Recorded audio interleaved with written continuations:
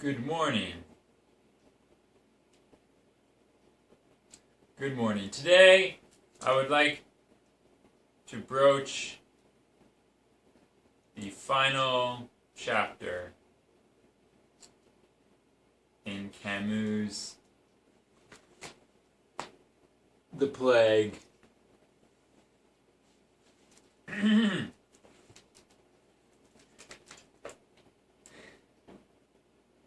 At noon, Ryu stepped out of his car into the frozen air. He had just caught sight of Gran some distance away, his face glued to a shop window full of crudely carved wooden toys. Tears were steadily flowing down the old fellow's cheeks, and they wrung the doctor's heart, for he could understand them, and he felt his own tears welling up in sympathy. A picture rose before him of that scene of long ago. The youngster standing in front of another shop window, like this one dressed for Christmas, and Jean turning toward him in a sudden access of emotion and saying how happy she was.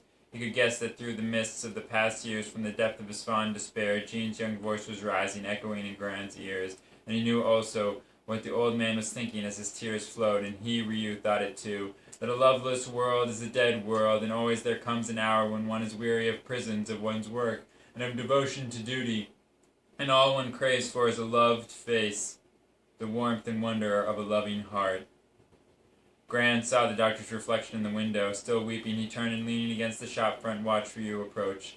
"Oh, doctor, doctor!" He could say no more. Ryu, too, couldn't speak. He made a vague, understanding gesture. At this moment he suffered with Gran's sorrow, and what filled his breast was the passionate indignation we feel when confronted by the anguish all men share.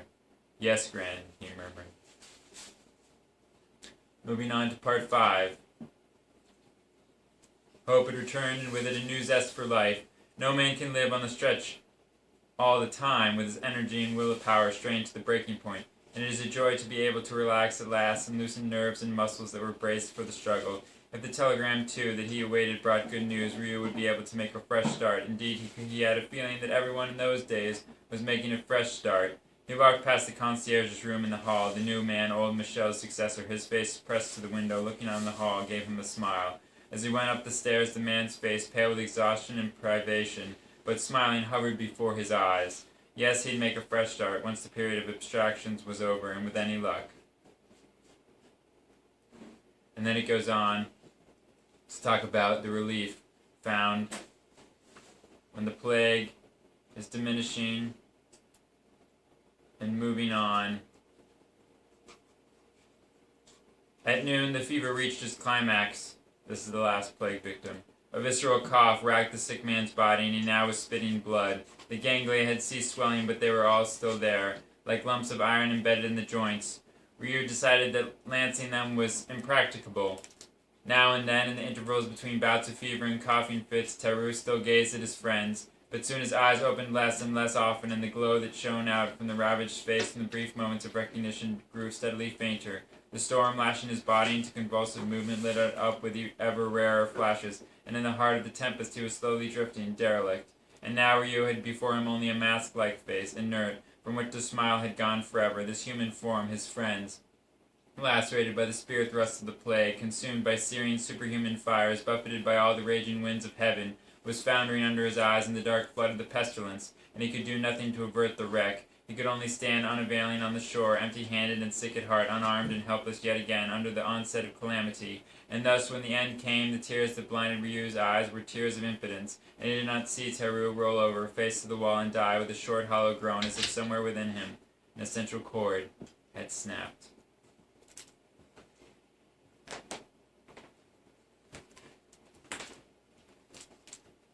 At that moment he knew what his mother was thinking, and that she loved him, but he knew too that to love someone means relatively little, or rather that love is never strong enough to find the words befitting it. Thus he and his mother would always love each other silently, and one day she or he would die without ever, all their lives long, having gone farther than this by way of making their affections known. Thus too he lived at Teru's side, and Teru had died this evening without their friendships having had time to enter fully into the life of either. Teru had lost the match, as he put it. But what had he, Ryu, won? He no more than the experience of having known plague and remembering it, of having known friendship and remembering it, of knowing affection and being destined one day to remember it. So all a man could win in the conflict between plague and life was knowledge and memories. but Teru, perhaps, would have called that winning the match. Further down, how hard it must be to live only with what one knows and what one remembers, cut off from what one hopes for. It was thus most probably that Teru had lived, and he realized the bleak sterility of a life without illusions. There can be no peace without hope, and Teru, denying as he did the right to condemn anyone whomsoever, though he knew well that no one can help condemning, and it befalls even the victim sometimes to turn executioner, Teru had lived a life riddled with contradictions, and had never known hope's solace.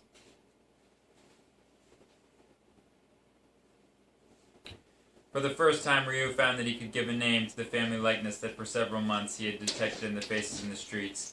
He had only to look around him now, at the end of the plague, with its misery and privations. These men and women had come to wear the aspect of the part that had been playing for so long, the part of emigrants whose faces first and now their clothes told of long banishment from a distant homeland. Once plague had shut the gates of the town, they had settled down to a life of separation, debarred from the living warmth that gives forgetfulness of all. In different degrees in every part of the town, men and women had been yearning for a reunion, not of the same kind for all, but for all alike ruled out. Most of them had longed intensely for an absent one, for the warmth of a body, for love, or merely for a life that habit had endeared. Some, often without knowing it, suffered from being deprived of the company of friends and from their inability to get in touch with them through the usual channels of friendship, letters, trains, and boats. Others, fewer these, Teru may have been one of them, had desired reunion with something they couldn't have defined, but which seemed to them the only desirable thing on earth. For want of a better name, they sometimes called it peace.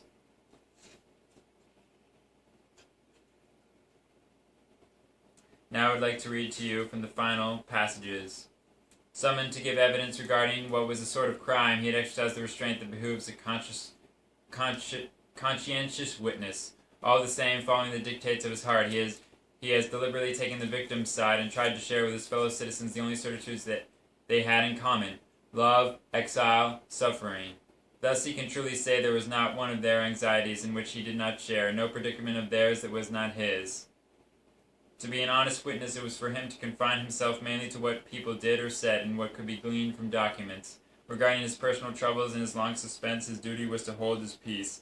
When now and then he refers to such matters, it is only for the light that may throw on his fellow citizens, and in order to give a picture as well defined as possible of what most of the time they felt confusedly. Actually, this self-imposed reticence cost him little effort.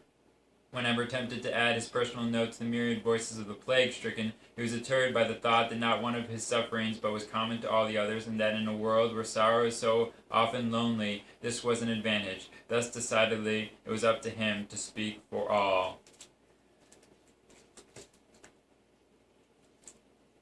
There you have it, ladies and gentlemen. The Plague by Albert Camus. It was a pleasure reading it, and I would recommend it highly. And it are very scintillating passages that I would recommend highly. And the ending is something of a question, because it ends with the death of a dog that was shot across the street. And it is a questionable death. One might even say